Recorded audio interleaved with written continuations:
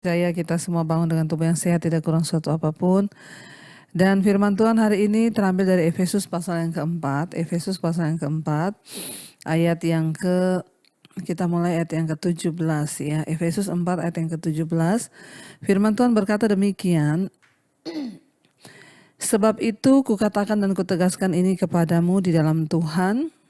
Jangan hidup lagi sama seperti orang-orang yang tidak mengenal Allah, dengan pikirannya yang sia-sia dan pengertiannya yang gelap, jauh dari persekutuan dengan Allah karena kebodohan yang ada di dalam mereka dan karena kedegilan hati mereka.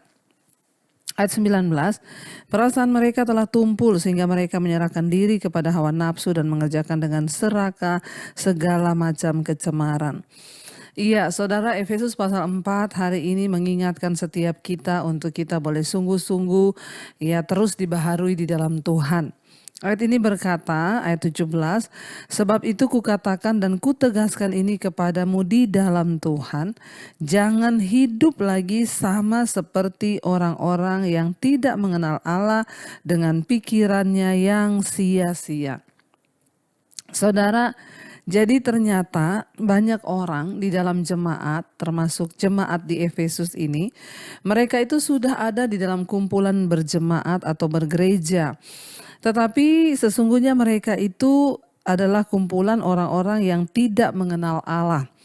Jadi sekali lagi selalu saya ingatkan, jangan hanya puas menjadi orang Kristen, tapi kita harus sungguh-sungguh menjadi orang yang mengenal Tuhan, mengenal rencana Tuhan dan mengenal setiap kehendak Tuhan dalam hidup kita. Rasul Paulus mengingatkan kepada jemaat yang ada di Efesus, saudara ya. Dia bilang, sebab itu kukatakan dan kutegaskan ini kepadamu di dalam Tuhan. Jangan hidup lagi sama seperti orang-orang yang tidak mengenal Allah dengan pikirannya yang sia-sia. Apa ciri-ciri orang yang tidak mengenal Allah itu? Yang pertama adalah pikirannya itu sia-sia. Saudara yang terkasih, kalau orang itu pikirannya sudah sia-sia, pasti perbuatannya sia-sia, hidupnya sia-sia, semua yang dia lakukan juga sia-sia. Ya, karena itu kita ini sering melihat dan mendapati bahkan di sekeliling kita orang yang menyebut dirinya Kristen, bahkan mungkin sudah pelayanan di gereja, terlibat dalam segala kegiatan, bahkan mungkin majelis pendeta atau siapapun. Tetapi kalau hidup kita ini tidak mengenal Allah, maka pikirannya itu sia-sia, sehingga dia melakukan perkara-perkara yang sia-sia juga.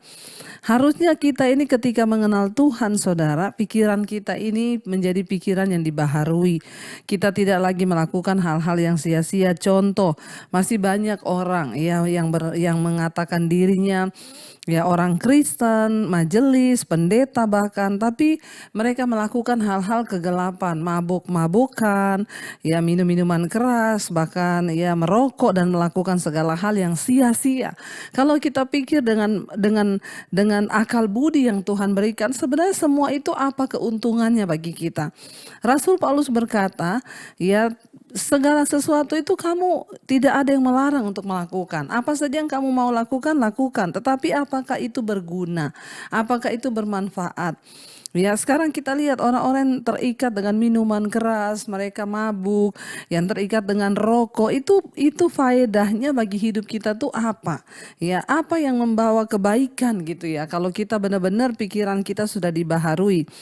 Bahkan orang-orang yang sungguh-sungguh mengenal Allah, mereka tidak akan melakukan hal-hal yang sia-sia. Contoh, kita membuang waktu dengan kita bermain game seharian, dengan kita bermain handphone tanpa ada arah atau tujuan yang pasti.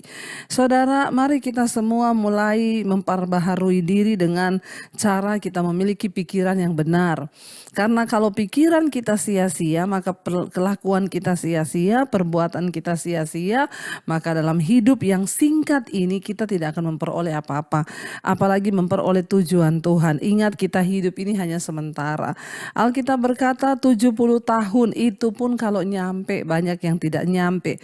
Kita harus terus menghitung hari ini, berapa banyak waktu yang tersisa bagi kita. Mari jangan punya pikiran yang sia-sia. Ya, apalagi pikiran sia-sia, berantem dengan orang, kepahitan, marah, ya, dendam yang dibawa terus, disimpan di hati. Ini kan semua sia-sia. Buat apa, saudara? Kita hidup dengan kepahitan, dengan dendam, dengan amarah yang tidak berkesudahan. Ya, yang ada hidup kita aja ini yang akan rugi. Ya, makanya Rasul Paulus menegaskan, jangan hidup lagi sama seperti orang-orang yang tidak mengenal Allah, yang pikirannya sia-sia, melakukan yang sia-sia. Dan ayat 18 dikatakan pengertiannya yang gelap. Orang kalau tidak mengenal Tuhan itu, ya pengertiannya, cara berpikirnya itu gelap, ya boro-boro bisa melakukan yang terang atau kebaikan atau kebenaran. Ya pengertiannya saja gelap, jauh dari hidup persekutuan dengan Allah karena kebodohan yang ada di dalam mereka dan karena kedegilan hati mereka. Orang yang tidak mengenal Tuhan itu hidupnya jauh dari persekutuan dengan Tuhan.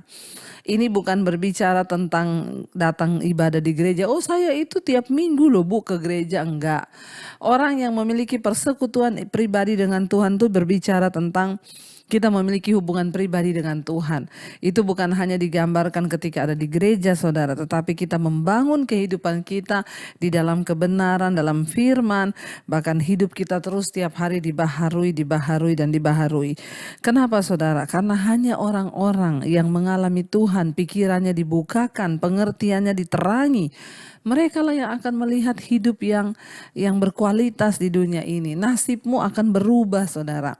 Tidak ada nasib yang tidak dapat diubahkan. Tetapi saya selalu berkata, perubahan nasib itu akan diikuti oleh perubahan karakter.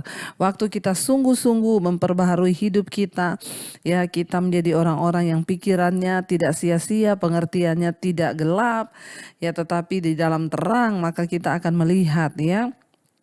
Semua itu kembali lagi kepada apa? Hubungan kita pribadi dengan Tuhan. Orang-orang yang tidak mengenal Allah itu memiliki kehidupan yang jauh, ya, persekutuannya dengan Allah. Ya, mereka memang berkata mengenal Allah, tetapi mereka tidak bersekutu dengan Tuhan. Artinya apa? Orang yang bersekutu dengan Tuhan itu dimanapun dia tahu, dia menyadari ketika dia akan melakukan dosa, dia tahu Tuhan melihat, dia tahu hidupnya itu adalah milik Tuhan. Ya, dan akhirnya saudara, kalau orang hidup jauh dari Tuhan maka pikirannya gelap, pikirannya sia-sia, ya karena kebodohan di dalam hati mereka. Apa yang membuat kita bisa menjadi manusia yang bijaksana dan pinter? Ya hanya satu, firman Tuhan. Kalau saudara rajin membaca firman, hidupmu dipenuhi dengan firman, pikiranmu dipenuhi dengan firman, maka saya yakin dan percaya firman itulah yang akan mengubah karakter kita. Bahaya sekali, saudara. Orang yang tidak mengenal Tuhan itu, saudara, dikatakan ayat 19, perasaan mereka tumpul sehingga mereka menyerahkan diri kepada hawa nafsu dan mengerjakan dengan serakah segala macam kecemaran. Orang yang tidak mengenal Tuhan itu perasaan mereka tumpul, udah mati rasa terhadap dosa.